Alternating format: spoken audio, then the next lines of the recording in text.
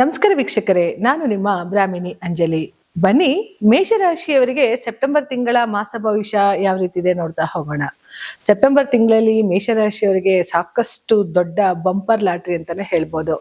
ಯಾಕೆಂತಂದ್ರೆ ಸಾಕಷ್ಟು ದಿನಗಳಿಂದ ಶನೇಶ್ವರನ ಒಂದು ಕಾರಣದಿಂದ 12ನೇ ಮನೆ ಶನಿ ಇರೋದ್ರಿಂದ ಸಾಕಷ್ಟು ನಷ್ಟಗಳನ್ನು ನೋಡ್ತಾ ಇದ್ರು. ಸಾಡೆ ಸಾತ್ ಶುರು ಆಗಿದೆ. ಆದ್ರೂ ನನ್ನ ಜೀವನದಲ್ಲಿ ನಾಗಲೋಟ ಶುರು ಆಯ್ತಲ್ಲಪ್ಪ, ಯಾವಾಗ ನಮ್ಗೆ ಯೋಗ ಬರೋದು ಅನ್ನೋದು ಮೇಷರಾಶಿಯವರಿಗೆ ಇತ್ತು.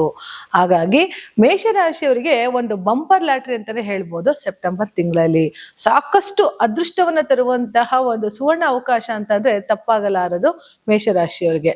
ಹಾಗಿದ್ರೆ ಮೇಷರಾಶಿಯವರಿಗೆ ಯಾವ ಗ್ರಹ ಅಂತ ಬಲವನ್ನ ಕೊಡ್ತಾ ಇದೆ ನೋಡ್ತಾ ಹೋಗೋಣ ಬನ್ನಿ. ರಾಶಿಯವರಿಗೆ ಸೆಪ್ಟೆಂಬರ್ ತಿಂಗಳಲ್ಲಿ ಯಾಕಿಷ್ಟು ಅದೃಷ್ಟ ತರ್ತಾ ಇದೆ ಅಂತ ಅಂದ್ರೆ ಪ್ರಮುಖವಾಗಿ ಧನಸ್ಥಾನಾಧಿಪತಿಯಾದಂತಹ ಶುಕ್ರ.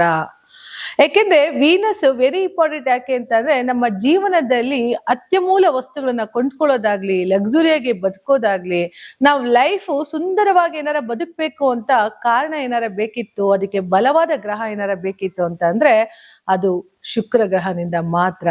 ಆ ಶುಕ್ರನಿಂದ ತರುವಂತಹ ತತ್ವಗಳು ಹೇಗಿರುತ್ತೆ ಅಂತ ಅಂದ್ರೆ ಸಾಧಾರಣವಾಗಿ ಒಬ್ಬ ಭಿಕ್ಷುಕನಿಂದನೂ ಕೂಡ ಕೋಟ್ಯಾಧಿಪತಿಯಾಗಿ ಬದುಕುವಂತಹ ಶಕ್ತಿ ಕೊಡೋದು ವೀನಸ್ ಅನ್ನೋ ಗ್ರಹ ಶುಕ್ರನಿಂದ. ಹಾಗಾಗಿ ಲಕ್ಷ್ಮೀ ದೇವಿ ಎಷ್ಟರ ಮಟ್ಟಿಗೆ ನಮ್ಮ ಜೀವನದಲ್ಲಿ ಸಾಕ್ಷಾತ್ ಶುಕ್ರ ನಮ್ಮ ಗ್ರಹದಲ್ಲಿ ಬಲಹೀನನಾಗಿದ್ದಾನ ಬಲವಾಗಿದ್ದಾನ ಅನ್ನೋದು ಇಂಪಾರ್ಟೆಂಟ್ ಆಗತ್ತೆ. ಈ ರೀತಿಯಾಗಿ ಮೇಷರಾಶಿಯವರಿಗೆ ಸಾಕಷ್ಟು ಏನಕ್ಕೆ ಸೆಪ್ಟೆಂಬರ್ ತಿಂಗಳಲ್ಲಿ ಬದಲಾವಣೆ ತರ್ತಾ ಇದೆ ಅಂತ ಅಂದ್ರೆ ಇದೇ 2ನೇ ತಾರೀಕು 9ನೇ ತಿಂಗಳು ಶುಕ್ರ ಕನ್ಯಾ ರಾಶಿಯಿಂದ ತುಲಾ ರಾಶಿಗೆ ಹೋಗ್ತಾ ಇದ್ದಾನೆ.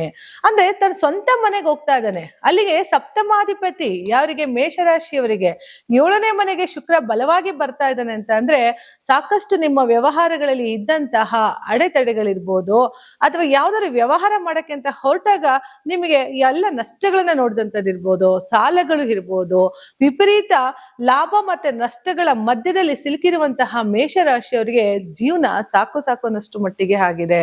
ಹಾಗಿದ್ರೆ ಈ ಒಂದು ವೀನಸ್ ಇಂದ ಸಾಕಷ್ಟು ಸಮಸ್ಯೆಗಳು ಏನಕ್ಕೆ ಬಲವಾಗಿ ತೀರುತ್ತೆ ಅನ್ನೋದಾದ್ರೆ 6ನೇ ಮನೆಯಲ್ಲಿ ಇದ್ದಂತಹ ಶುಕ್ರ ಸಪ್ತಮಕ್ಕೆ ಬರ್ತಾ ಇದ್ದಾನೆ. ಸಪ್ತಮಕ್ಕೆ ಬರ್ತಾ ಇದ್ದಾನೆ ಅಂದಾಗ ನಿಮ್ಮ ವ್ಯವಹಾರಗಳಿಗೆ ಅಧಿಪತಿಯಾದಂತಹ ಶುಕ್ರ ತುಲಾ ರಾಶಿಗೆ ಸ್ವಂತ ಮನೆಗೆ ಬರ್ತಾನೆ ಅಂದಾಗ ಬಂಪರ್ ಲಾಟ್ರಿ ಅಲ್ವಾ. ಮತ್ತೆ ಮೇಷರಾಶಿಯವರಿಗೆ ಖಂಡಿತ ಯಾವ್ದಾರು ಒಂದು ಲೋನ್ ಆಗ್ಬೇಕು ಅಂತ ಏನಾದ್ರು ಸಾಕಷ್ಟು ಬಯಸ್ತಿದ್ರೆ ಮೇಷರಾಶಿಯವರಿಗೆ ಖಂಡಿತ ಲೋನ್ ಆಗುತ್ತೆ. ಯಾವ್ದಾದ್ರು ಅಮೌಂಟ್ ನಿಮಗೆ ಬರ್ತಕ್ಕದ್ದು ಬರ್ಬೇಕಪ್ಪ, ಯಾರೋ ಕೊಡ್ತೀನಿ ಅಂದಿದ್ರು ಇನ್ನೂ ಇಲ್ಲಿವರೆಗೂ ಕೊಟ್ಟಿಲ್ಲ, ಇವತ್ತು ನಾಳೆ ಅಂತಾನೆ ಇದ್ರು ಅನ್ನೋರಿಗೆಲ್ಲ ಸಾಧಾರಣವಾಗಿ ಈ ಒಂದು ಸೆಪ್ಟೆಂಬರ್ ತಿಂಗಳಲ್ಲಿ ಯಾವಾಗ ವೀನಸ್ ತುಲಾ ರಾಶಿಗೆ ಸ್ವಂತ ಮನೆಗೆ ಬರ್ತಾ ಇದ್ದಾನೆ, ತನ್ನ ಸ್ವಕ್ಷೇತ್ರ ಮನೆಗೆ, ಅಲ್ಲಿಗೆ ಶುಕ್ರನಿಗೆ ಬಲಾಢ್ಯ ಸ್ಥಾನ ಅಂತ ಕರಿತೀವಿ, ತನ್ನ ಸ್ವಂತ ಮನೆ 7ನೇ ಮನೆ ಅಧಿಪತಿ ಕೂಡ ಆಗಿರೋದ್ರಿಂದ ಮೇಷರಾಶಿಯವರಿಗೆ ಸಾಕಷ್ಟು ಶುಭ ಫಲಗಳನ್ನೇ ಕೊಡ್ತಾನೆ ಅಂತ ಹೇಳ್ತಾ ಹೋಗ್ಬೋದು ಸೆಪ್ಟೆಂಬರ್ ತಿಂಗಳಲ್ಲಿ. ಹಾಗಾಗಿ ಮೇಷರಾಶಿಯವರು ಗಣಪತಿ ಹಬ್ಬನ ಬಹಳ ಖುಷಿಯಿಂದ ಆಚರಿಸಬಹುದು. ಗೌರಿ ಗಣೇಶ ಹಬ್ಬನ ಯಾಕಂದ್ರೆ ಹಣ ಬರ್ತಾ ಇದೆ, ಆ ಒಂದು ಪ್ರಾಫಿಟ್ ನಿಮಗೆ ಬರ್ತಾ ಇದೆ ಅಂತ ಅಂದಾಗ ಆ ಗಣೇಶ ಮತ್ತೆ ಗೌರಿ ಹಬ್ಬನ ಬಹಳ ಖುಷಿಯಿಂದ ಆಚರಿಸ್ತಾ ಬನ್ನಿ. ಯಾಕಂದ್ರೆ ಹಿಂದೆ ನೋಡಿದಂತಹ ಕೆಲವು ವಿಚಾರಗಳಾಗಿರ್ಬೋದು, ನೋವುಗಳಾಗಿರ್ಬೋದು, ಸಾಕಷ್ಟು ಮನಸ್ತಾಪಗಳಿರ್ಬೋದು, ತುಂಬಾ ಬಹಳಷ್ಟು ಬಳಲಿ ಹೊರಟೋಗಿದ್ರು ನಮ್ಮ ಮೇಷರಾಶಿಯವರು. ಅಂತಹ ಒಂದು ಬಳಲಿಕೆಗೆ ನಿವಾರಣೆ ಮಾಡುವಂತಹ ಶಕ್ತಿ ಇರೋದು ಶುಕ್ರನಿಗೆ ಮಾತ್ರ.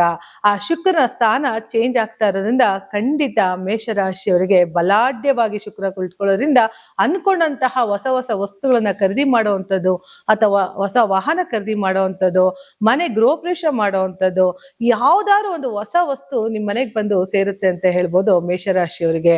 ಯಾಕೆಂತಂದ್ರೆ ಮೇಷರಾಶಿಯವರಲ್ಲಿ ಸಾಕಷ್ಟು ನೋವುಗಳೇ ನೋಡ್ತಾ ಇರೋದು ಏನಕ್ಕೆ ಅಂತಂದ್ರೆ ಶನಿ ವ್ಯಯಾಧಿಪತಿಯಾಗಿ ಕುಳಿತಿದ್ದಾನೆ. ಜೊತೆಗೆ ಇಲ್ಲಿ 11ನೇ ಮನೆಯಲ್ಲಿ ರಾಹು ಕೂಡ ಕುಳಿತಿರೋದ್ರಿಂದ ಏನಾಗುತ್ತೆ, ಇಲ್ಲಿ ಸಂಸಾರದಲ್ಲಿ ಸಾಕಷ್ಟು ನೋವುಗಳನ್ನ ನೋಡ್ತಾ ಇದ್ರು.